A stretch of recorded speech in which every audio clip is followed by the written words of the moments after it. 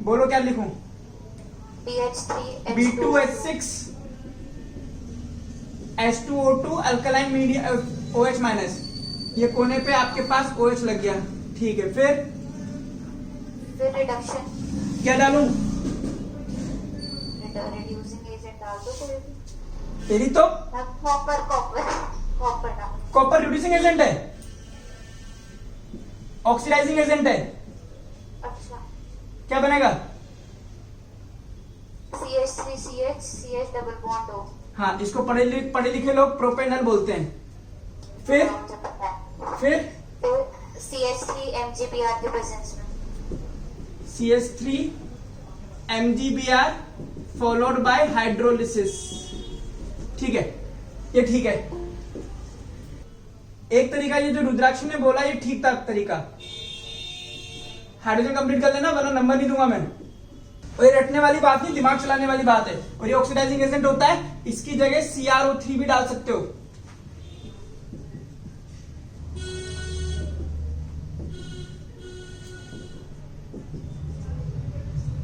क्योंकि पता है यहां पे ये समझना जरूरी था कि अगर आप चाहते हो कि ये CH3 इस कार्बन के साथ जुड़े और ये वाला OH हो, तो आपको ये सोचना है कि ये चीज आएगी किससे? ये चीज इसी से आ सकती है कि इस वाले कार्बन पर CH3 जुड़ेगा और इस पे H जुड़ जाएगा। तो ये लाना जरूरी है। ये लाने के लिए आपको अल्कोहल लाना जरूरी है। अल्कोहल कोने पे लगना है, इसलिए आपको B2H6 करना पड़ेगा। हाँ, यहां से 2 ब्रोमोब्यूटेन से पेंटेन 2 ऑल तक कैसे पहुंचोगे? बोलो। सर इसमें पहले अल्कोहलिक AOH डाल देंगे। इसमें अल्कोहलिक OH डाल देते हैं। क्या बनाऊं? सर डबल बॉन्ड आ जाएगा। कहां पर? सर सेंटर वाले उस पर। ब्यूट-2-इन, ठीक है। फिर सर उसके बाद इसमें Hp+2 बढ़ा देंगे। हाइड्रेशन करा दूं? Yes sir. ठीक है। फिर OH आ जाएगा। कहां पर? सर सेकेंड वाले उस पे कार्बन पे। ठीक है। फिर बस। अरे पागल है क्या? ये ब्यूटेन 2 ऑल बना है, मुझे पेंटेन 2 ऑल बनाना है। इसमें NaNH2 डाल दे तो कहां पे डालूं बताओ? ऊपर ही स्टार्टिंग में यहां पर सोडामाइड, सोडामाइड। ठीक है। क्या बनेगा? टर्मिनल एल्कीन, वो मतलब ठीक है। ब्यूट-2-इन, ब्यूट-1-इन, ठीक है। फिर इसका ऑक्सीडेशन करा देंगे। ऑक्सीडेशन करा दूं इसका? क्या डालूं? 704 केमेनोफोर डाल दूं? क्या बनेगा?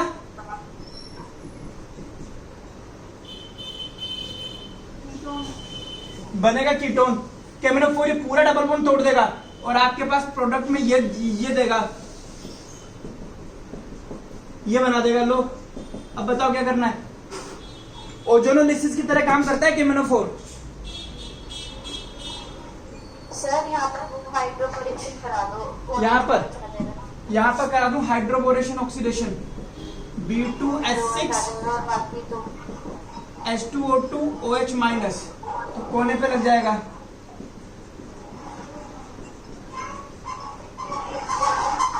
फिर अब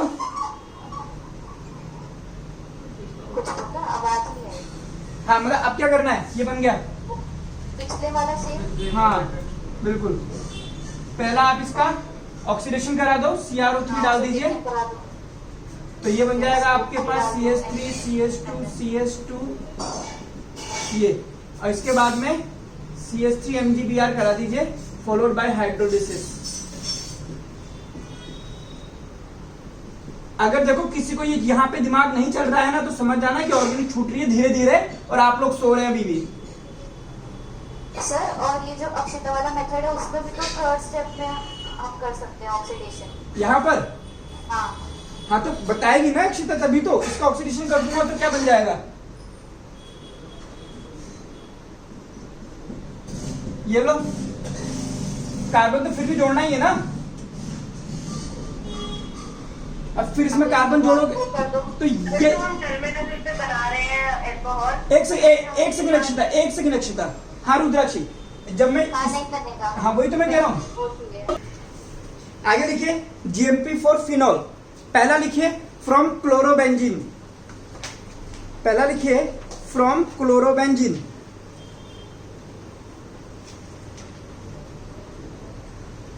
कराइए रिएक्शन एक।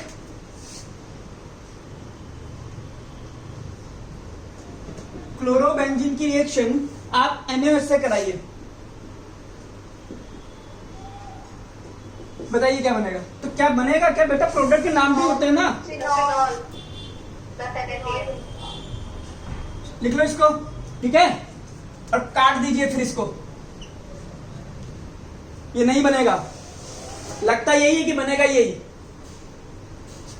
और लिख देना नो रिएक्शन।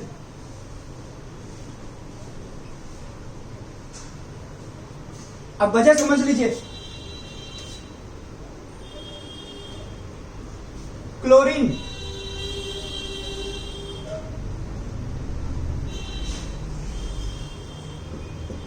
क्लोरीन के पास लोन पेयर है, ये लोन पेयर रेजोनेंस में पार्टिसिपेट करेंगे, और एक बार इसकी रेजोनेटिंग स्ट्रक्चर्स बना करके देखना। बन रही है तो अच्छी बात है, नहीं बन रही है तो 11th में जहां पर रेजोनेटिंग स्ट्रक्चर आपको आपके सर ने सिखाई है वहां पे जाकर के एक बार देखना। ये देखिए,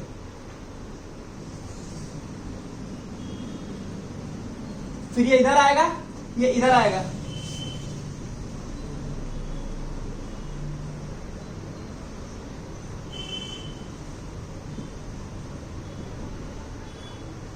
फिर ये इधर आएगा,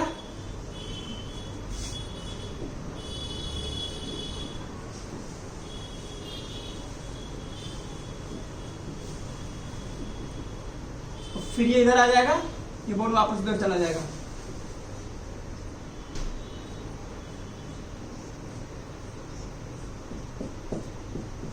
ये इसकी रेजोनेटिंग स्ट्रक्चर्स है। इस रेजोनेटिंग स्ट्रक्चर में खास बात यह है कि कार्बन और क्लोरीन के बीच में पार्शियल डबल बॉन्ड कैरेक्टर आ रहा है। इसकी वजह से यह बॉन्ड टूटता नहीं है। बनाइए इसको। नंबर 1, यही एक वजह है कि क्लोरोबेंजीन इतना रिएक्टिव होगा ही नहीं। क्लोरोबेंजीन रिएक्टिव नहीं होता, क्यों? क्योंकि due to resonance CCl bond possess partial double bond character. ये मैंने एक वजह बताई है, नेक्स्ट चैप्टर में ऐसी 3 वजह और दूंगा, तो टोटल 4 वजह हो जाती हैं, जिसकी वजह से हम कहते हैं कि क्लोरोबेंजीन रिएक्शन नहीं करता है। लिख लीजिए पहले भी आप यहां पर एक वजह, ड्यू टू रेजोनेंस। अच्छा पहले रेजोनेटिंग स्ट्रक्चर बनाइए सारी। ड्यू टू रेजोनेंस इस तरह से CCl bond possess partial double bond character. CCl bond possess partial double bond character. Hence, chlorobenzene is less reactive. और यहां पर ब्रैकेट में लिखना बाकी के 4 रीजन नेक्स्ट चैप्टर में पढ़ने हैं। बाकी के इसके 4 रीजन और हैं, वो हम नेक्स्ट चैप्टर में पढ़ेंगे। तो इतना तो मुझे पता लग गया कि ये बॉन्ड नहीं टूटेगा। और इवन बेटा ये समझ लीजिए कि बेंजीन के साथ में कॉपी के टॉप पर लिख लेना, ऐसा कोई भी ग्रुप जुड़ा है जिसके पास लोन पेयर है, तो रेजोनेंस से यहां पर पार्शियल डबल बॉन्ड कैरेक्टर आना ही आना है, और ये लेस रिएक्टिव होना ही होना है। इसलिए ये बॉन्ड इतनी आसानी से नहीं टूटता अगर इस ग्रुप के पास में लोन पेयर है। तो लिख लेना इस बात को कि अगर जी के पास लोन पेयर है तो पार्शियल डबल बॉन्ड कैरेक्टर आने की वजह से ये वाला बॉन्ड नहीं टूटेगा, कार्बन और ग्रुप के बीच का बॉन्ड नहीं टूटता। आगे लिखो डाउस प्रोसेस, DOWS, डाउस प्रोसेस। अगर आप पर सिर्फ NaOH डाल करके रिएक्शन कराना चाहते हैं तो रिएक्शन नहीं होगी। हाँ, ये रिएक्शन आप करा सकते हो अगर आप इसको हाई टेम्परेचर और हाई प्रेशर पर कराते हो। तो उस केस में आप इसकी रिएक्शन 623 केल्विन और 300 ATM पर कराओगे। अब इसकी रिएक्शन होगी, कैसे होगी कि यहां पर HCl निकलेगा और सोडियम फिनॉक्साइड बनेगा। ये अगर आपने ये नहीं लिखा है तो रिएक्शन नहीं होगी। प्लस HCl और फिर ये जो HCl है इसके साथ रिएक्शन करता है और NaCl बनाता है और OH यहां लग जाता है जो आपने बोला था। और इसको हम बोलते हैं डाउस प्रोसेस। ये इंपॉर्टेंट है। चलिए आगे लिखिए। फ्रॉम बेंजीन सल्फेनोइक एसिड, क्या होता है बेंजीन सल्फेनोइक एसिड, पहले वो देख लीजिए। अगर आप बेंजीन की रिएक्शन ओलियम से कराते हैं, ओलियम क्या होता है H2S2O7, या इसी को हम बोलते हैं फ्यूमिंग H2SO4। जब आप ये रिएक्शन कराते हैं तो आपको मिलता है बेंजीन सल्फेनोइक एसिड। ये रहा, देखिए इसको।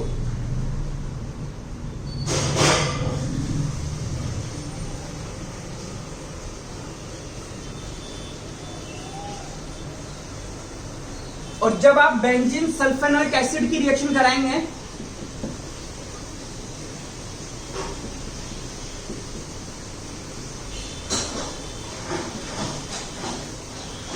NaOH से,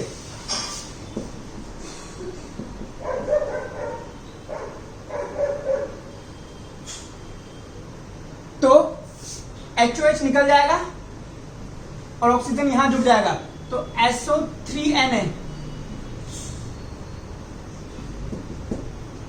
और फिर इसको हल्का सा गर्म कीजिए, SO2 बाहर हो जाएगी। SO2 बाहर हो गई तो यहां हो गया ONA। और फिर इसकी रिएक्शन HCl से करा दो तो ये बन जाएगा आपके पास phenol.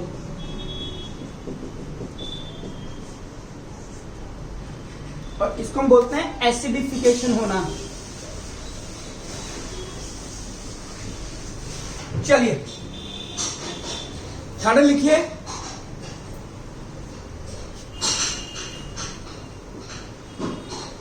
From benzene diazonium chloride BDC, benzene diazonium chloride से फिनॉल बनाएंगे।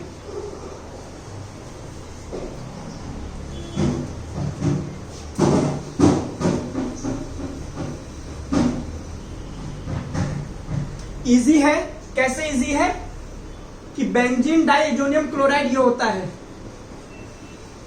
N2Cl। इसमें आप वार्म वाटर डालो। BDC की खासियत यह है कि इसको हल्का सा भी गर्म करोगे तो नाइट्रोजन गैस सबसे पहले निकल करके अलग हो जाती है। तो वाटर में आपके पास HOH है, ये HCl बनाएगा और बचता कौन है फिर OH। OH यहां पर आकर के लग जाएगा और ये बन गया आपके पास फिनॉल। इंटर कन्वर्जन में जब भी आप एरोमेटिक का कराओगे तो बेंजीन डाइएजोनियम क्लोराइड की बहुत ही महत्वपूर्ण भूमिका होती है। इसलिए आपको यह भी जानना चाहिए कि BDC बनता कैसे है। तो साथ में बता देता हूं, आगे ये रिएक्शन आएगी हमारे पास, बट मैं यहीं पे आपको बता दूं कि BDC कैसे बनता है। अगर आप एनिलीन की रिएक्शन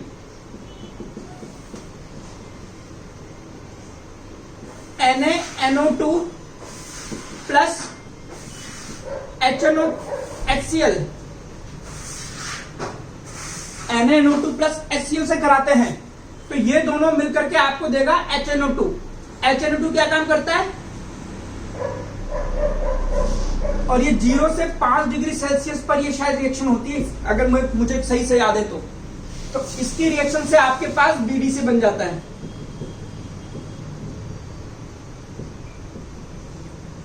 तो अगर आप एरोमेटिक कंपाउंड के इंटर कन्वर्जेंस करना चाहते हैं तो ये रिएक्शन आपको याद होनी चाहिए। अगला चलिए,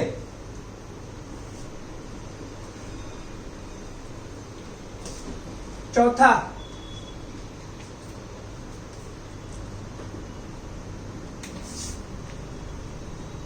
फ्रॉम क्यूमीन। क्यूमीन क्या होता है? आइसो प्रोपाइल बेंजीन, किसको हम क्यूमीन कहते हैं। आइए ध्यान से देखना,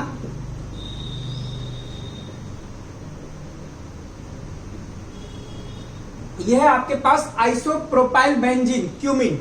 जब इसको एयर में खुला छोड़ते हैं तो ऑक्सीजन इससे रिएक्शन करती है और सिंपली पेरोक्साइड बना देती है।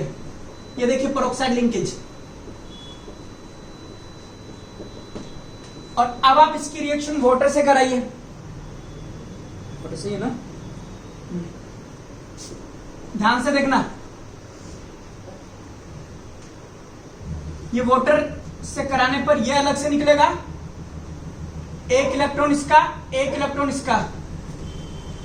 तो ये यहां पे आएगा, ये यहां आएगा, तो ये बॉन्ड टूट गया, बेंजीन अलग हो गया। ये पूरा अलग हो गया, तो ये बन गया कीटोन। ध्यान से देखिए, बचा ये OH। OH आकर के यहां पे लगता है और फिनॉल बनता है।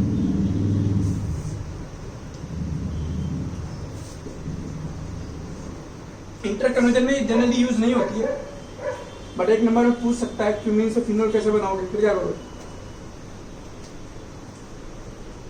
अगला, यह भी इंटरकन्वर्जन में यूज होगी, फ्रॉम बेंजीन।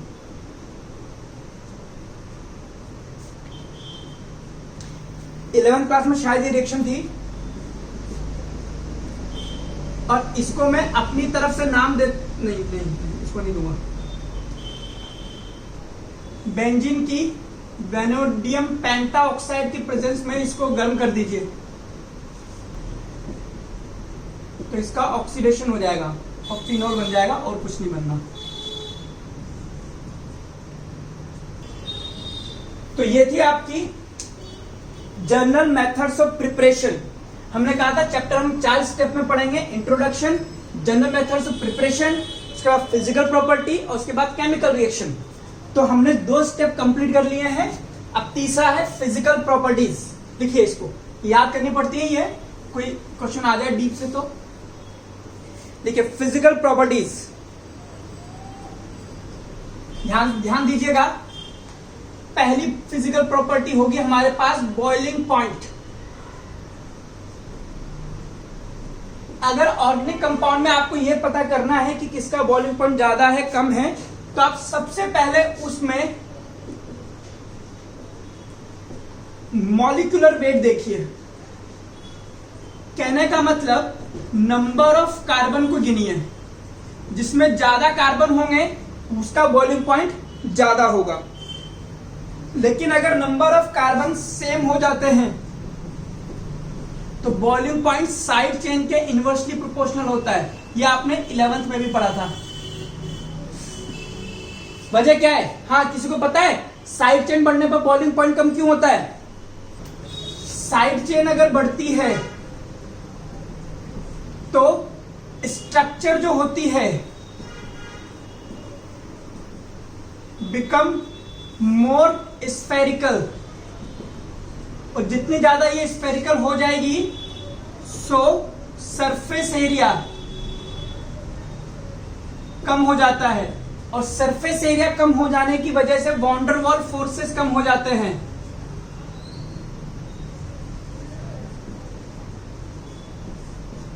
है ना? और वॉन डेर वाल फोर्सेस कम हो गए तो बॉइलिंग पॉइंट इसका कम आना ही आना है। और जब ये सब हो जाए तो तीसरी चीज देख सकते हैं, boiling point is proportional to hydrogen bonding. Example,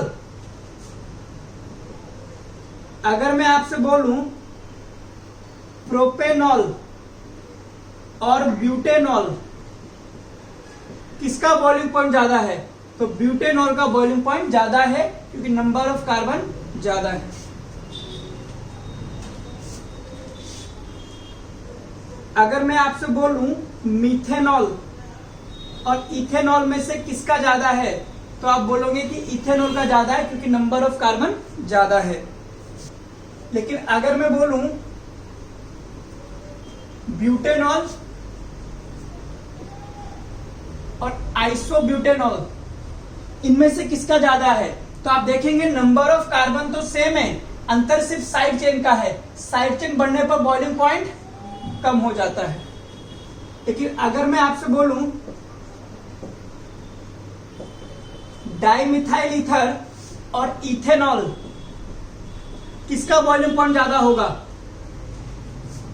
अब यहां पर आपको एक ही चीज नजर आ जाएगी कि अल्कोहल जो होता है, अल्कोहल जैसे आप बोल दो ये CH3 CH2OH, ये दूसरे अल्कोहल के साथ में हाइड्रोजन बॉन्डिंग शो करता है, जिसकी वजह से इसका बॉइलिंग पॉइंट ज्यादा हो जाता है। जबकि ether do not form hydrogen bond with other molecule, ठीक है, एक ईथर दूसरे ईथर के साथ में हाइड्रोजन बॉन्ड नहीं बनाता है।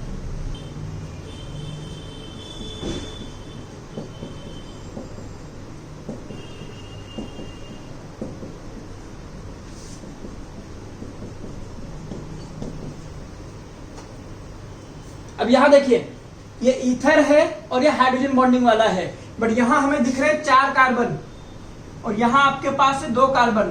तो कार्बन की संख्या को प्रायोरिटी देते हुए आपके पास ईथर का बॉइलिंग पॉइंट ज्यादा हो जाएगा। अगला देखिए सॉल्युबिलिटी।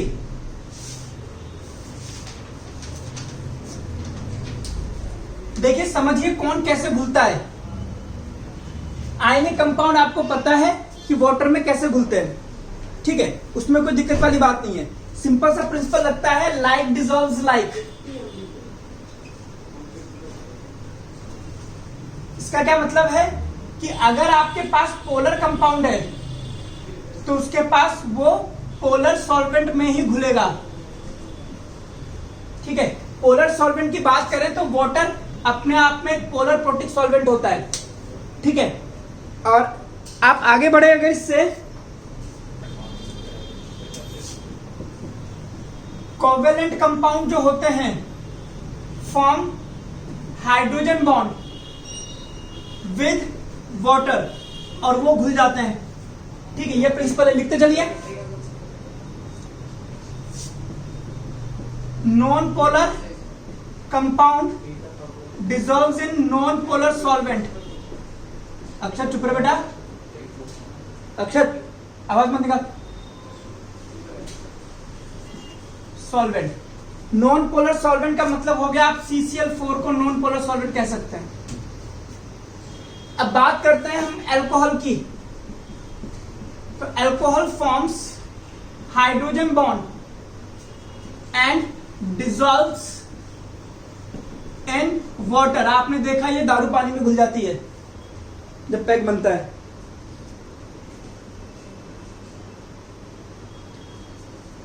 बट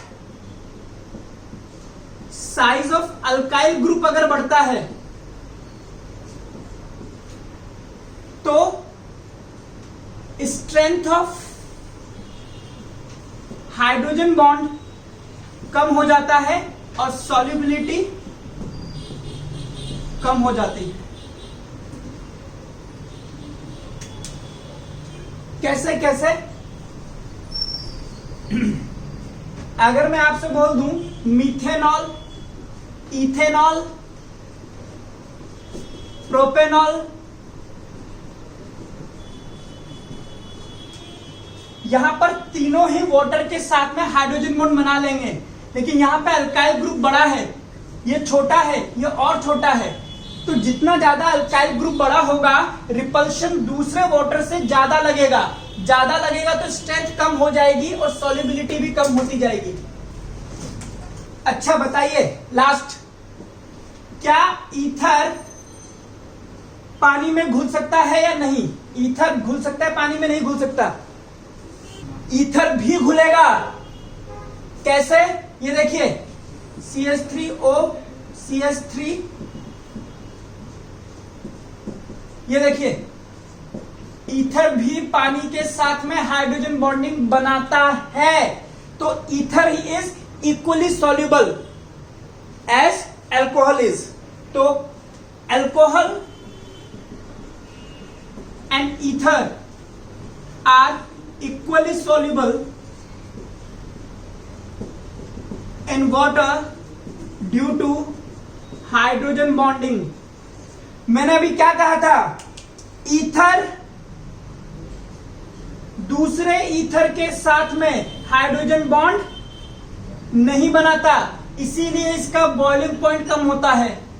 लेकिन ईथर पानी के साथ में हाइड्रोजन बॉन्ड बनाता है और इसीलिए ये सॉल्युबल होता है, याद रखना। तो ये मत समझना कि ईथर हाइड्रोजन बॉन्ड बनाता है, नहीं, डिपेंड करता है उधर कौन है।